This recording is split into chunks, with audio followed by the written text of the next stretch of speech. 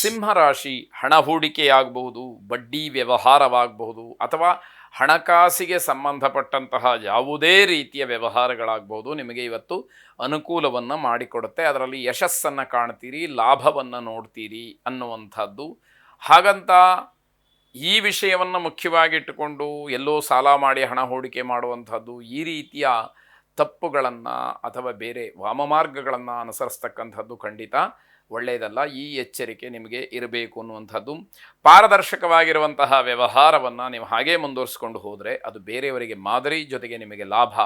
ಇದರ ಬಗ್ಗೆ ಗಮನ ಇರಲಿ. ಜನರಿಂದ ಗೌರವ, ಪುರಸ್ಕಾರ ಇತ್ಯಾದಿಗಳು ಸಿಕ್ಕುವಂತಹ ದಿವಸ.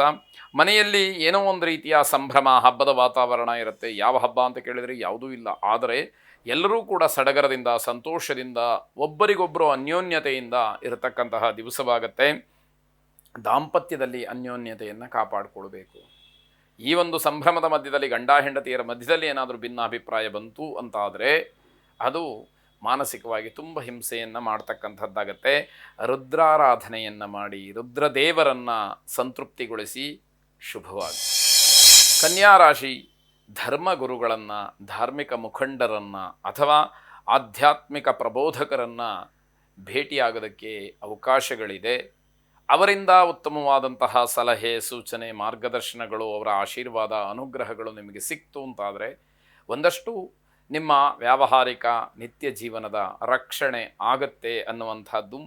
ಹಿರಿಯರು, ಅಧಿಕಾರಿಗಳು ನಿಮ್ಮ ಮಾತಿನಿಂದ ಪ್ರಭಾವಿತರಾಗೋದಕ್ಕೆ ಅವಕಾಶಗಳಿದೆ. ನಿಮ್ಮ ಮಾತಿನಲ್ಲಿ ಅಷ್ಟೊಂದು ಗಟ್ಟಿತನ ಅಂತಕ್ಕಂಥದ್ದಿರುತ್ತೆ. ಆದರೆ ಆ ಮಾತಿನಲ್ಲಿ ಕುಹಕ ಬೇಡ. ಸತ್ಯಾಂಶವನ್ನು ಸಮಾಜಕ್ಕೆ ಹೇಳ್ತಕ್ಕಂತಹ ಪ್ರಯತ್ನಗಳಾದರೆ ಎಲ್ಲರಿಗೂ ಕೂಡ ಒಳಿತು ಅನ್ನುವಂಥದ್ದು. ನಿಮ್ಮ ಪರಿಶ್ರಮಕ್ಕೆ ತಕ್ಕ ಪ್ರತಿಫಲ ಸಿಕ್ಕುವಂತಹ ದಿವಸ. ಅನುಭವಿಗಳ ಮಾರ್ಗದರ್ಶನ ನಿಮ್ಮ ಯಶಸ್ಸಿಗೆ ಕಾರಣವಾಗ್ತಕ್ಕಂಥದ್ದಾಗತ್ತೆ. ಪ್ರೇಮಿಗಳಿಗೆ ಬಹಳ ಉತ್ತಮವಾದಂತಹ ದಿವಸವಾಗತ್ತೆ. ನಕಾರಾತ್ಮಕವಾದಂತಹ ಚಿಂತನೆಗಳಿಂದ ದೂರ ಉಳ್ಕೊಂಬಿಡಿ. ಯಾವ ಕೆಟ್ಟ ಆಲೋಚನೆಗಳು ಬರೋದು ಬೇಡ. ದೊಡ್ಡವರ ಸಂಪರ್ಕ ಸಿಕ್ಕತ್ತೆ, ದೊಡ್ಡವರ ಮಾರ್ಗದರ್ಶನ ಸಿಕ್ಕತ್ತೆ, ಅವರು ಸರಿಯಾದಂತಹ ತಿಳುವಳಿಕೆಯನ್ನು ಹೇಳ್ತಾರೆ. ಅಲ್ಲಿ ಅನುಮಾನವನ್ನು ಇಟ್ಟುಕೊಂಡಾಗ ಜೀವನೋದ್ಧಾರ ಕಷ್ಟ ಆಗಬಹುದು. ಹಾಗಾಗಿ ಯಾವುದೇ ರೀತಿಯ ನಕಾರಾತ್ಮಕವಾದಂತಹ ಚಿಂತನೆಗಳು ಬೇಡ ಅನ್ನುವಂಥದ್ದು ಮನಸ್ಸಿನಲ್ಲಿ ಇರಲಿ.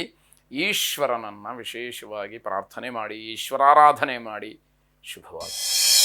ತುಲಾರಾಶಿ ಮನೆ ಕಟ್ಟುವಂತಹ ಕೆಲಸಗಾರರಿಗೆ ಮತ್ತು ಇಂಜಿನಿಯರ್ಸ್ಗೆ ತುಂಬ ಉತ್ತಮವಾದಂತಹ ದಿವಸ ಇದು. ವಾಹನ ಚಾಲನೆಯಲ್ಲಿ ತುಂಬ ಎಚ್ಚರಿಕೆಯನ್ನು ವಹಿಸಿ.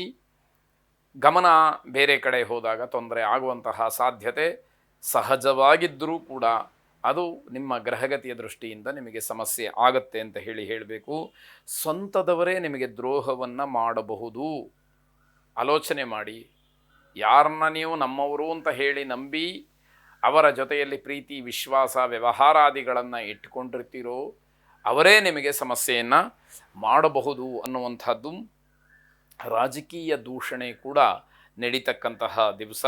ಶಾರೀರಿಕವಾಗಿ ಸಮಸ್ಯೆ, ನರನಾಡಿಗಳಲ್ಲಿ ನೋವು, ಇವೆಲ್ಲವನ್ನು ಸ್ವಲ್ಪ ಮಟ್ಟಿಗೆ ಅನುಭವಿಸಬೇಕಾದಂತಹ ದಿವಸವಾಗತ್ತೆ. ದುರ್ಗಾ ಪರಮೇಶ್ವರಿಯನ್ನು ಪ್ರಾರ್ಥನೆ ಮಾಡಿ. ದುರ್ಗಾರ್ತಿ ಶಮನಿ, ದುರ್ಗಾಪದ್ವಿ ನಿವಾರಿಣಿ, ದುರ್ಗಮಚ್ಛೇದಿನಿ, ದುರ್ಗ ಸಾಧಿನಿ, ದುರ್ಗನಾಶಿನಿ ಎಂಬುದಾಗಿ ನಿಮ್ಮ ಪ್ರಾರ್ಥನೆ ಇರಲಿ. ನಿರಂತರವಾಗಿ ಆ ಜಗನ್ಮಾತೆಯನ್ನು ಸ್ಮರಣೆ ಮಾಡೋದರಿಂದ ಆಕೆಯಿಂದ ನಿಮಗೆ ರಕ್ಷಣೆ ಸಿಕ್ಕಲಿ. ಶುಭವಾಗಿ. ವೃಶ್ಚಿಕ ರಾಶಿ ಈ ದಿವಸ ಬೇರೆಯವರಿಗೆ ಏನಾದರೂ ಒಂದಷ್ಟು ಒಳ್ಳೆಯದು ಮಾಡಬೇಕು, ಸಹಾಯ ಮಾಡಬೇಕು ಅನ್ನುವಂತಹ ತವಕದಲ್ಲಿ ನೀವಿರ್ತೀರಿ. ಅದು ಬಹಳ ಒಳ್ಳೆಯದು. ಆದರೆ ಪರಿಸರವನ್ನು, ವಾತಾವರಣವನ್ನು, ಯಾರಿಗೆ ಸಹಾಯ ಮಾಡೋದಕ್ಕೆ ಹೊರಟಿದ್ದೀರೋ ಆ ವ್ಯಕ್ತಿಯ ಹಿನ್ನೆಲೆಯನ್ನು ಎಲ್ಲವನ್ನು ತಿಳಿದು ನಿಮ್ಮ ವ್ಯವಸ್ಥೆಯನ್ನು ಅರಿತು ಸಹಾಯ ಮಾಡ್ತಕ್ಕಂಥದ್ದು ಒಳ್ಳೆಯದು ಅಂತ ಅರ್ಥ. ಆತ್ಮತೃಪ್ತಿಯ ಕೆಲಸವನ್ನು ಮಾಡಿದರೆ ಖಂಡಿತವಾಗಿ ಸಮಾಧಾನ ಸಿಕ್ಕತ್ತೆ. ನನ್ನ ಮನಸ್ಸಿಗೆ ಸಮಾಧಾನ ಆಯಿತು ಅಂತ ಹೇಳಿ ನೀವು ಹೇಳಿಕೊಳ್ಳೋ ಹಾಗಾಗಿರುತ್ತೆ. ಆರ್ಥಿಕವಾಗಿ ಯಾವುದೇ ರೀತಿಯ ಸಮಸ್ಯೆ ಆಗಲಿ, ಅಡ್ಡಿ ಆಗಲಿ ಈ ದಿವಸ ನಿಮಗೇನೂ ಇಲ್ಲದೆ ಇರತಕ್ಕಂಥದ್ದು.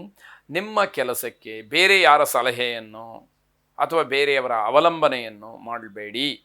ನಿಮ್ಮ ನಿರ್ಧಾರ ನಿಮ್ಮದು ಅನ್ನುವಂಥದ್ದಿರಲಿ.